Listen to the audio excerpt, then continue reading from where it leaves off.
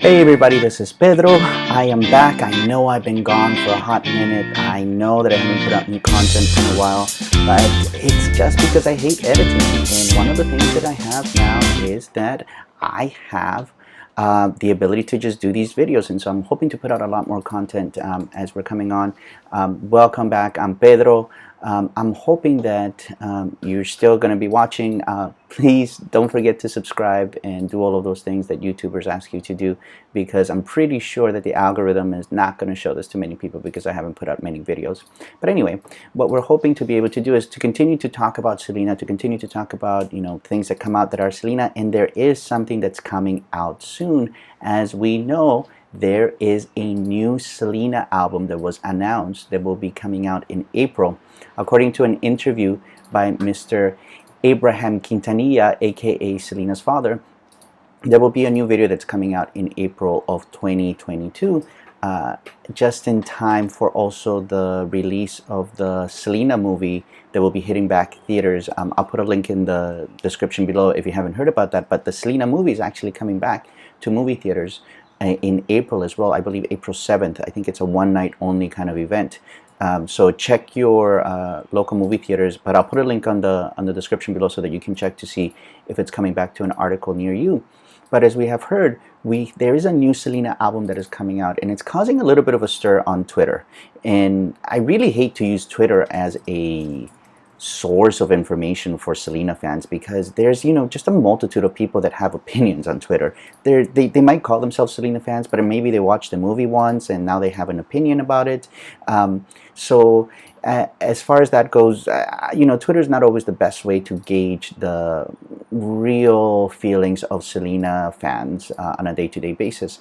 And I mentioned that simply because there have been a lot of articles that have been talking about, like, Selena fans are not liking that there's this new album that's coming out. And so I want to talk about that. So one of the things that we want to talk about is, do I think that the quality for this will be good? Abraham Quintanilla talked about that some of the music is going to be as young as 13 years old.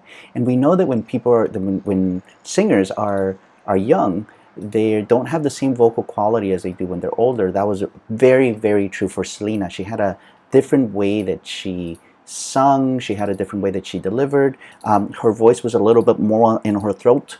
And she had a Texas twang. I don't know how to do a Texas twang, but imagine. You know what I'm talking about. Her Spanish pronunciation was a little bit not as good as it was later on. It was very, very good, but it improved even more so as she got older. So there are definitely differences in the way that Selena sang when she was younger. She also had a less, I want to say, less sophisticated delivery. She was a young teenager. She hadn't experienced love and loss and all of those things. Even though she was very, very mature, once she was able to, experience all of those things, everybody changes. Everybody has differences of the way that they behave. So there is going to be some differences, I believe, in the way that some people who are only fans of Selena from, her Amor Prohibido days, from Biri Biri Bam Bam and all of that kind of stuff, that are going to notice from when she was younger. That's similar to the Selena series, where people who were only familiar with her bustiers and her long black hair were really surprised to see the sequined, crystal ball outfits in the curly bleached hair that she sported when she was a teenager. So I expect that there might be some of that as well in the way that people hear her music, that it's not the same as she used to be before. Now, that being said, Selena was a very good teenage singer. One of my favorite albums, or one of my favorite songs, I should say, is Dame Tu Amor, that came out in the anthology, that came re-released in the anthology album. The one, Dame Tu Amor, Dame Tu Amor, that one. Now I'm seeing some weird things with my audio, so I'm hoping that the audio is still working out well. But anyway, she does have these gems from when she was younger, and I really wouldn't mind finding some different arrangements for them and improving the quality of the recordings for her voice as well. The anthology album and the album I'm Dreaming of You and all of those albums actually use re-recorded re-recorded tracks to her voice, and a lot of those were improvements because the people that she was working with at the time necessarily weren't the best world-class engineers or knew how to put her voice so much forward. Sometimes there was weird mixtures, weird instruments. So it's nice to take those out and really be able to hear Selena's voice come out more fully out of your speakers, out of your headphones. So I think that's going to be a really cool thing. And Selena did have a really fantastic voice when she was a teenager. Completely different, I think, from when she was older, but still a really good, fantastic voice. So I'm really enjoying that part of it. Really enjoying that they're going back into her repertoire and looking back at those songs that might have been gems that have been lost to kind of history because not a lot of fans necessarily look back on those song tracks back then. Now, that being said, what is supposedly getting a lot of people upset is that there is some computer work, and the way some people are interpreting that Mr. Quintanilla said we've used computers for Selena's voice is that they think that it's going to be like some robot that's going to be singing it. No, there has been computers that have been used on Selena's voice since I don't know when. That's true for all singers.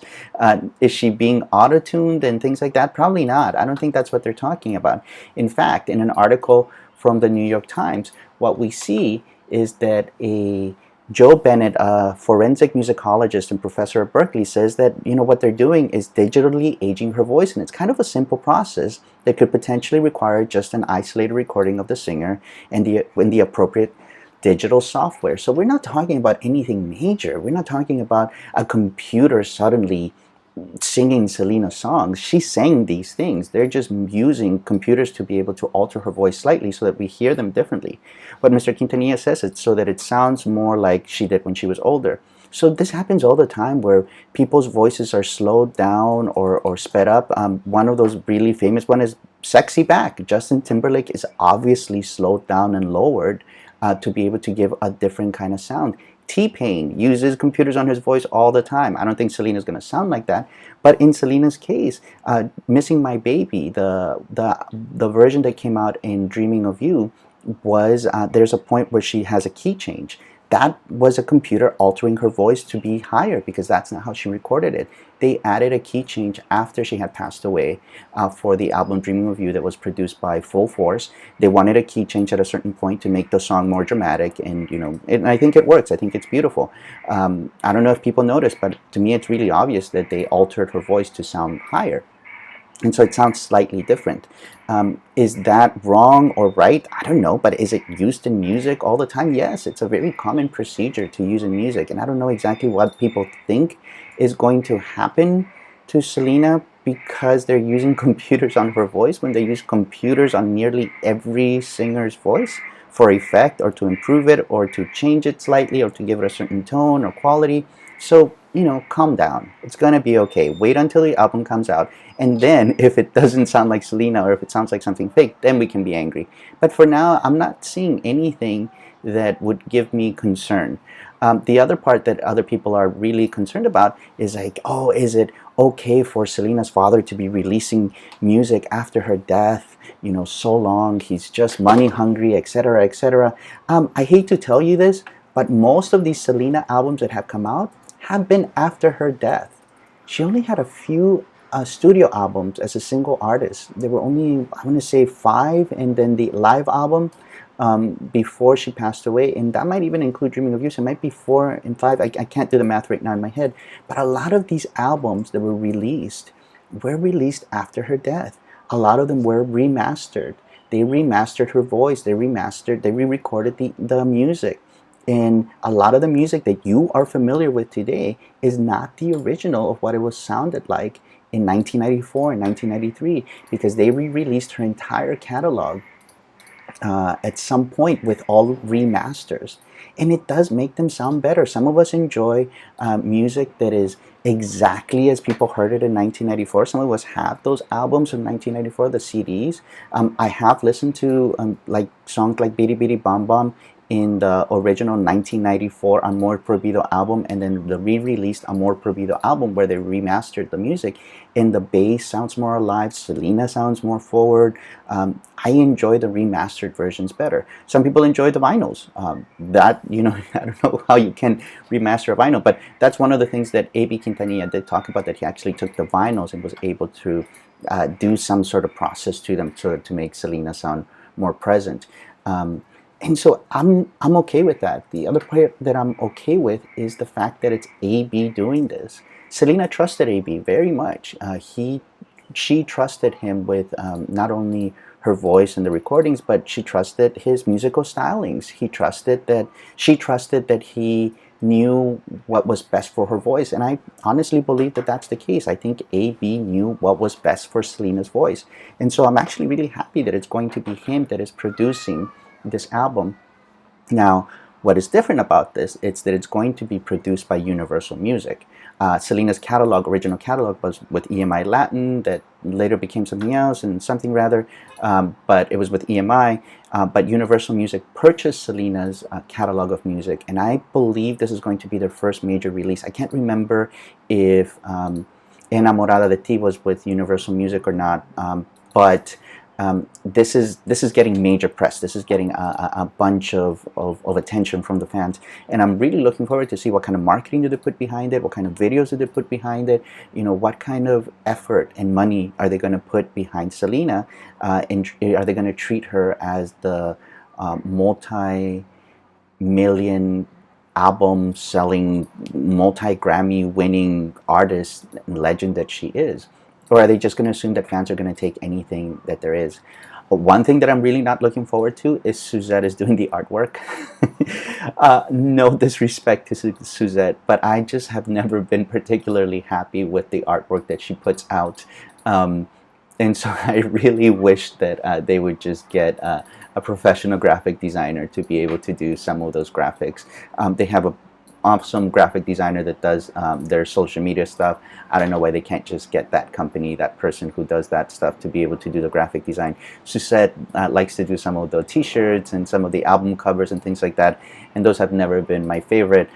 All props to Suzette for trying this out, and all the power to her. But it just has never been my favorite.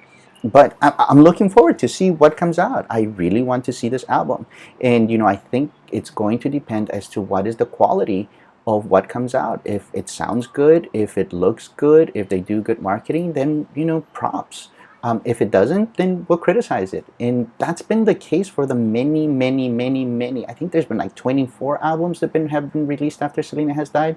So the fact that it's so long after she has passed away, yeah, Dreaming of You, the first album that was released after her death, went to #1. And if it wasn't for that album going to #1, I don't know how much of Selena we would have heard from today. So it's really important that her music stays alive, because that's what really fuels the fandom. Yes, she was a wonderful person, and she had wonderful style, and something that no other artist has. But what was really at the soul of Selena, the entertainer, was the fact that she was a very, very, very good singer from a very young age. Just like Elvis Presley, just like Whitney Houston, just like all of these people that are remembered. And so if her music is not remembered, and new catalogs aren't coming out, and new repackaging of her albums aren't coming out, then her music is going to slowly fade. And so I think that that's going to mean that she slowly fades. So I think it's very important for these albums to continue to come out. And the fact that Mr. Quintanilla is going to profit from this, I'm sorry, but somebody's got to profit from every album. Selena is no longer here. Should Chris profit from this? Yes, 100%. He should 100% get the cut that he deserves as Selena's widower. But however, her brother and her dad and her sister are also doing work into this. Of course they're going to profit from it. They're working for it. They're not just sitting in a couch thinking, give us some money. They're actually doing work for it. And so, they should profit from it. I rather that it's Chris and the family that profits from it, that some media executive that has never heard of Selena before but just wants to make money off of it. Once that happens, once Mr. Quintanilla is gone, once Selena's family starts fading, I guarantee you that Selena's image will become different. I'm hoping that they'll be able to install some people that really care about her image, that really care about her sound, and really understood what she stood for, to be able to take care of her legacy moving on. But I guarantee you that once that family is gone, once Chris is gone, Selena's legacy will be different, and we will be talking a different story. So that's it. Don't forget to subscribe. Don't forget to do all of those things that YouTubers tell you. Or what are the things? Subscribe, like this video, comment, tell me, do you agree, do you disagree? And also don't forget to hit that bell button, because it does something. I don't know what that does. I think it tells you when I put out a new video.